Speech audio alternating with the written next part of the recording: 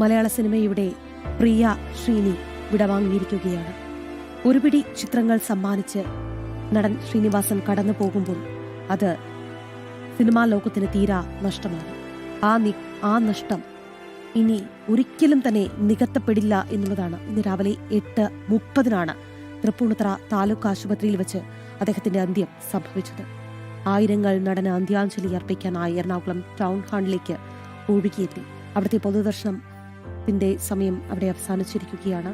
ഇനി അദ്ദേഹത്തിന്റെ മൃതദേഹവുമായി വീട്ടിലേക്കാണ് ഉറ്റവർ പോകുന്നത്. അവിടെ അദ്ദേഹത്തിന് അന്ത്യവിശ്രമമാണ്. നാളെയാണ് സംസ്കാര ചടങ്ങുകൾ നടക്കുക. രാവിലെ 10 കണ്ടനാട്ടെ വസതിയിൽ സംസ്കാരം നടക്കും. ഔദ്യോഗിക ബഹുമതികളോടുകൂടിയാകും സംസ്കാര ചടങ്ങുകൾ. മലയാളത്തിന്റെ പ്രിയപ്പെട്ട നടനും ബഹുമുഖ പ്രതിഭയുമാണ് ശ്രീനിവാസൻ. അദ്ദേഹത്തിന് അന്ത്യാഞ്ജലി അർപ്പിച്ച സിനിമ, സാംസ്കാരിക, രാഷ്ട്രീയ രംഗത്തെ പ്രമുഖർ ടൗൺ ഹാളിലേക്ക് ഒഴുകിയെത്തി. നമുക്ക് അവിടെ നിന്നുള്ള തത്സമയ ദൃശ്യങ്ങളാണ് പ്രേക്ഷകരിലേക്ക് എത്തിക്കുന്നത്. മലയാളത്തിന്റെ മഹാനടന്മാരെല്ലാം തന്നെ അവിടേക്ക് എത്തി.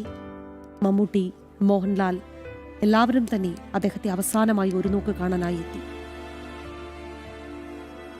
സത്യനന്ദിക്കാട് നെഞ്ചുപൊട്ടിക്കരയുന്ന ദൃശ്യങ്ങളടക്കം നമ്മൾ കണ്ടു. എന്തായാലും അദ്ദേഹത്തിന് വിട പറയുമ്പോൾ അത് നമ്മൾ ഓരോരുത്തരെയും വല്ലാതെ നോവിക്കുന്നു എന്നുള്ളതാണ്. അദ്ദേഹത്തിന്റെ സിനിമകളിലെ ഡയലോഗുകളിലൂടെ, അല്ലെങ്കിൽ ആ സിനിമകൾ ഇന്നും പ്രസക്തമാണ് എന്നുള്ളതാണ്. നമ്മൾ ഓരോരുത്തരിലൂടെയും നടൻ ശ്രീനിവാസൻ ജീവിക്കും. അക്കാര്യത്തിൽ യാതൊരു സംശയവുമില്ല. എറണാകുളം ടൗൺ ഹാളിൽ നിന്ന് മൃതദേഹം ആംബുലൻസിലേക്ക് കയറ്റുകയാണ്. കണ്ടനാട്ടെ വീട്ടിലേക്കാണ് ഇനി പൊതുദർശനം നടക്കുക. അവിടേക്ക് കൊണ്ടുപോവുകയാണ് നടൻ ശ്രീനിവാസനെ. അവസാനമായി ആ വീട്ടിലേക്ക് എത്തുകയാണ് നടൻ ശ്രീനിവാസൻ. ഭാര്യ, 2 മക്കൾ എല്ലാവരും തന്നെ ഒപ്പമുണ്ട്. ഉള്ളുപൊട്ടി നിൽക്കുകയാണ് ഉറ്റവരെല്ലാം തന്നെ. നമുക്കറിയാം, പലപ്പോഴും അദ്ദേഹത്തിന്റെ രോഗം കലശലായതൊക്കെ തന്നെ വാർത്തയായിരുന്നു. പക്ഷേ ഇന്ന് അദ്ദേഹത്തിന്റെ മരണം സംഭവിക്കുമ്പോൾ അത് അല്പം നേരത്തെ ആയിപ്പോയില്ലേ എന്നുള്ളതാണ് ഏവരെയും കണ്ണ് നിറഞ്ഞുകൊണ്ട് ചോദിക്കുന്നത്. എറണാകുളം ടൗൺ ഹാളിലായിരുന്നു പൊതുദർശനം നടന്നിരുന്നത്. അവിടെ നിന്ന് അദ്ദേഹത്തിന്റെ മൃതദേഹം ആംബുലൻസിലേക്ക് കയറ്റുകയാണ്. കൊച്ചി കണ്ടനാട്ടെ വീട്ടിലേക്കാണ് കൊണ്ടുപോകുന്നത്. അവിടെ നാളെ രാവിലെ 10 മണിക്കാണ് ഔദ്യോഗിക ബഹുമതികളോടുകൂടിയുള്ള സംസ്കാര ചടങ്ങുകൾ നടക്കുക.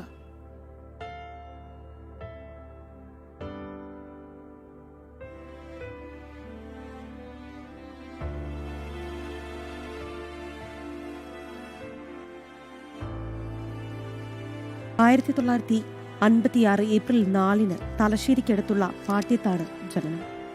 മട്ടന്നൂർ പഴശ്ശിരാജ NSS കോളേജിൽ നിന്ന് ബിരുദവും മദ്രാസ് ഫിലിം ഇൻസ്റ്റിറ്റ്യൂട്ടിൽ നിന്ന് ചലച്ചിത്രാഭിനയത്തിൽ പരിശീലനവും നേടിയിട്ടുണ്ട് നടൻ ശ്രീനിവാസൻ.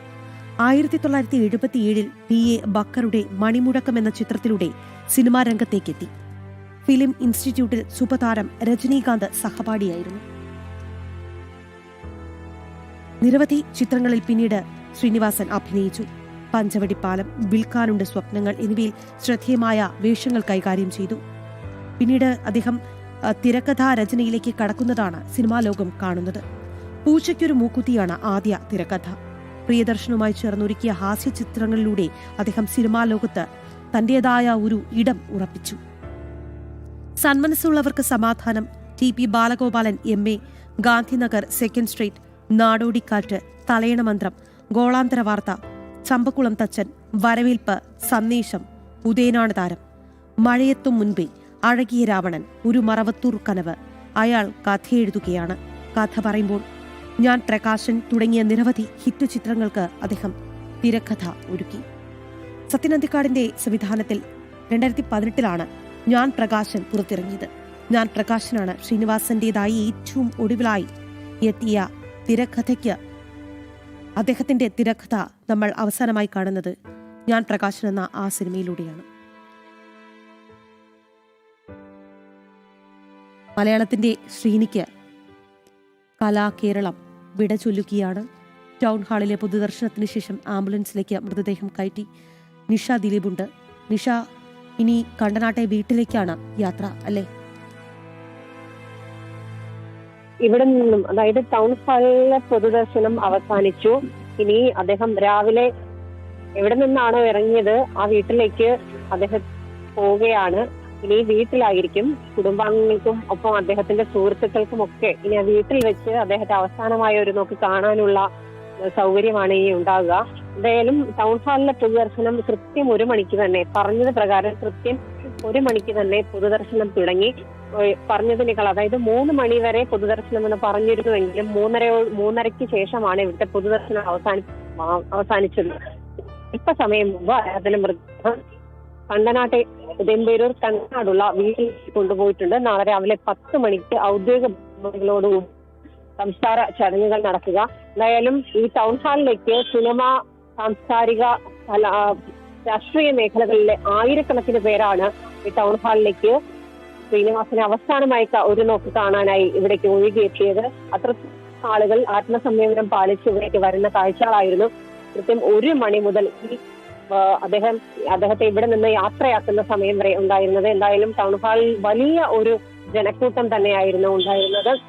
രാവിലെ അദ്ദേഹത്തിന്റെ മരണവിവരം അറിഞ്ഞ് വീട്ടിലെത്തിയ മമ്മൂട്ടി അടക്കമുള്ള താരങ്ങൾ ഇവിടെയും എത്തി അദ്ദേഹത്തിന് ആദരാഞ്ജലികൾ അർപ്പിച്ചു മടങ്ങി. മമ്മൂട്ടി, മോഹൻലാൽ, ദിലീപ്, അങ്ങനെ പ്രമുഖ നടന്മാരും സംവിധായകരും ഒപ്പം തന്നെ രാഷ്ട്രീയ, സാമൂഹ്യ, സാംസ്കാരിക മേഖലകളിലെ നിരവധി ആളുകൾ അദ്ദേഹത്തെ അവസാനമായി കാണാനായി എറണാകുളം ടൗൺ ഹാളിലെത്തിയിരുന്നു. നമുക്കറിയാം, മലയാളികളെ ചിരിപ്പിക്കുക മാത്രമല്ല ചിന്തിപ്പിക്കുകയും കൂടി ചെയ്ത ഒരു പ്രതിഭയാണ് അദ്ദേഹം. 200-ലേറെ സിനിമകൾ, 48 വർഷത്തിലധികം സിനിമാ ജീവിതം, അതിൽ 200-ലധികം സിനിമകളിൽ അദ്ദേഹം അഭിനയിച്ചു. സാധാരണക്കാരുടെ ജീവിതം, അതായത് സാധാരണക്കാരുടെ പ്രശ്നങ്ങളെ ചിരിയുടെ നെമ്പൊടിയോടെ അവതരിപ്പിക്കാൻ ശ്രീനിവാസന് സവിശേഷമായ ഒരു ഉണ്ടായിരുന്നു. ഗാന്ധിനഗർ സ്ട്രീറ്റും നാടോടിക്കാറ്റും T.P. ബാലഗോപാലൻ എമ്മയും സന്ദേശവും വടക്കോ കേന്ദ്രവും തലയണമന്ത്രവും ഒന്നും മലയാളികൾക്ക് ഒരിക്കലും മറക്കാനാവാത്ത സിനിമകളാണ്. 5 തവണ കേരള സംസ്ഥാന ചലച്ചിത്ര പുരസ്കാരം ശ്രീനിവാസന് ലഭിച്ചിട്ടുണ്ട്. ശ്രീനിവാസൻ എഴുതി സംവിധാനം ചെയ്ത് അഭിനയിച്ച ചിന്താശക്തിയായ ശ്യാമള, വടക്കു നോക്കേന്ദ്രം എന്നീ ചിത്രങ്ങൾക്ക് ദേശീയ പുരസ്കാരങ്ങൾ ലഭിച്ചു. എന്തായാലും ശ്രീനിവാസന്റെ സിനിമകൾ, നമ്മുടെയൊക്കെ കൗമാരവും യൗവനവും ഒക്കെ കടന്നുപോയത് ശ്രീനിവാസന്റെ സിനിമകൾ കൊണ്ട് സമ്പുഷ്ടമായ ഒരു കാലത്തിലൂടെ തന്നെയാണ്. ഒരിക്കലെങ്കിലും നമ്മുടെ തൊട്ടടുത്തുള്ള ആളുകളെയൊക്കെ നമ്മൾ അദ്ദേഹത്തിന്റെ സിനിമകളിൽ കണ്ടു, നമുക്ക് പരിചയമുള്ള ആളുകളെ അദ്ദേഹത്തിന്റെ സിനിമകളിൽ കണ്ടു. ശ്രീനിവാസൻ സിനിമകളിലെ കഥാപാത്രങ്ങൾ ഒക്കെ തന്നെ നമുക്ക് പരിചയമുള്ള ആളുകളായിരുന്നു. അത്രത്തോളം സാധാരണക്കാരുടെ ജീവിതവുമായി ഇഴുകിച്ചേർന്ന് സിനിമ നിർമ്മിച്ച ആളാണ് ശ്രീനിവാസൻ. കുറെ നാളുകളായി, അതായത് നിരവധി വർഷങ്ങളായി കൊച്ചിയുമായി അടുത്ത ബന്ധമായിരുന്നു അദ്ദേഹത്തിന് ഉണ്ടായിരുന്നത്. ഈ എറണാകുളത്ത് തന്നെയായിരുന്നു അദ്ദേഹം താമസിച്ചിരുന്നത്. ഈ സിനിമയുമായി ബന്ധപ്പെട്ടും ഉള്ള ചർച്ചകളും ഒക്കെ തന്നെ കൊച്ചിയിൽ സജീവമായിരുന്നു. കൊച്ചിയുമായി ബന്ധപ്പെട്ട് ജീവിക്കുമ്പോൾ തന്നെ അദ്ദേഹം കൊച്ചിയിൽ നിന്നും കുറച്ച് വിട്ട് മാറി ഉദയംപേരൂർ എന്ന് പറയുന്ന ഒരു ഗ്രാമപ്രദേശമാണ്. അവിടെ അദ്ദേഹം വീട് വെച്ചു.